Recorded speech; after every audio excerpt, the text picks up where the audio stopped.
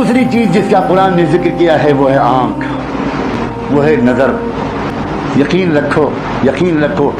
شیطان کے زبردست تیروں میں سے ایک تیر ہے ہماری تمہاری نگاہ۔ جس نوجوان نے اس راز کو سمجھ لیا، اگر اسے دنیا میں کچھ بننا ہے، اگر اس کو زمانے کی خرابیوں اور ماحول کی خرابیوں سے اپنے آپ کو بچانا ہے، تو کان کے بعد آنکھ کو بچا کر رکھنا ہے۔ بہت بڑا امتحان ہے نوجوانوں، چیلنج ہے، بڑا چیلنج ہے۔ شیطان اس بات کا ایک عجیب سما باندھتا ہے، حسن کو بے نقاب کر کے باہر نکالتا ہے، لڑکیوں اور عورتوں کو باہر نکالتا ہے، تعلیم کے نام پر، ایجوکیشن کے نام پر،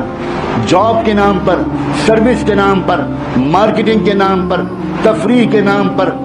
گھومنے پھرنے کے نام پر، نہ جانے کن کن عنوانوں پر لڑکیوں اور عورتوں کو بے نقاب اور بے پردہ کر کے باہر نکالتا ہے، اور مردوں کو بے چین کرتا ہے کہ وہ دیکھیں، مردوں کو بے قرار کرتا ہے کہ وہ دیکھیں۔ اور یہ دونوں سماج کے قیمتی حصے، جو اگر یہ دونوں male and female, boys and girls, اگر یہ دونوں کسی سماج کے پاکیزہ ہو جائیں اور ویلیوز پر یقین رکھنے لگیں اور آئندہ کے لیے اس بات کا تہیہ کر لیں کہ نہ صرف یہ کہ مجھے اپنے آپ کو بچانا ہے، اپنی فیملی کو بھی بچانا ہے، اور جہاں تک ہو سکے اپنے رشتہ داروں، اپنے قریبی لوگوں، اپنے نیئر اینڈ ڈیئر ونس، اور یہاں تک کہ اپنے پورے علاقے کے اندر ایک پاکیزہ تہذیب کو پھیلانا ہے، لیکن یہ نہ کر پائیں لوگ، اس کے لیے ایک طرف تو بے پردگی پھیلائی جاتی ہے، بے حیائی پھیلائی جاتی ہے، بے شرمی پھیلائی جاتی ہے، اور لڑکیوں اور عورتوں کو پردے سے دور کیا جاتا ہے، ان کے دلوں کے اندر پردے کی حقارت بٹھائی جاتی ہے، ان کی سمجھ میں یہ آتا ہے کہ پردہ ترقی کے راستے میں رکاوٹ ہے، ان کی سمجھ میں یہ آتا ہے کہ بے پردگی روشن خیالی کی علامت ہے، ان کی سمجھ میں یہ آتا ہے کہ بے پردگی دراصل ماڈرنزم کی علامت ہے۔ انا للہ و انا الیہ راجعون۔ میں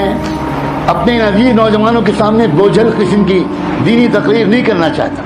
میں ان سے ان کی زبان میں بات کرنا چاہتا ہوں۔ مجھے کوئی یہ بتائے، کوئی ایک نام دے دے کہ جس عورت نے، جس لڑکی نے اپنے آپ کو بے نقاب اور بے پردہ کیا ہو، اور جس نے اپنے حسن کو پبلکلی ڈیمانسٹریٹ کیا ہو، اور جس نے خود اپنے حسن کے ذریعے سے سماج کے کرمنلز کو انوائٹ کیا ہو، کسی ایک عورت کا ایسا نام دے دو، اس سے انسانیت کو کبھی بھی کوئی اچھا سبق ملا ہے؟ اس کی پیٹ سے جو بچے پیدا ہوئے ہیں، کیا ان بچوں نے انسانیت کو کوئی خدمت کی ہے؟ کیا اس کے گھروں کے اندر سے کوئی ایسا امام وقت کا رہبر ملا ہے، کوئی وقت مجدد ملا ہے،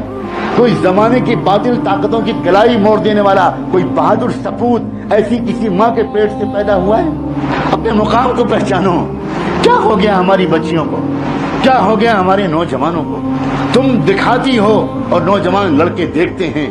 دکھانے والے دکھانے سے توبہ کریں اور دیکھنے والے دیکھنے کی عادت چھوڑیں۔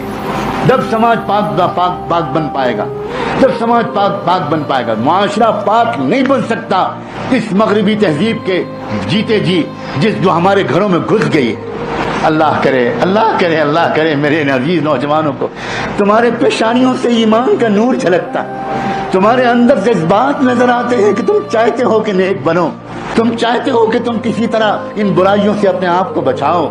لیکن دوستو عزیزو تمہیں مضبوط ارادہ کرنا پڑے گا، مضبوط ارادہ کرنا پڑے گا، ایسا ارادہ کہ تم روزانہ جب کالج جاؤ، جب روزانہ تم اپنی اسٹڈی سینٹر میں جاؤ، جب روزانہ تم گھر سے باہر نکلو تو نکلنے سے پہلے کیا میں تم کو آج ایک مشورہ دوں کہ 2 رکعت نماز پڑھ کے اللہ سے منگا کرو کہ اللہ میں کمزور بنتا ہوں آپ کا،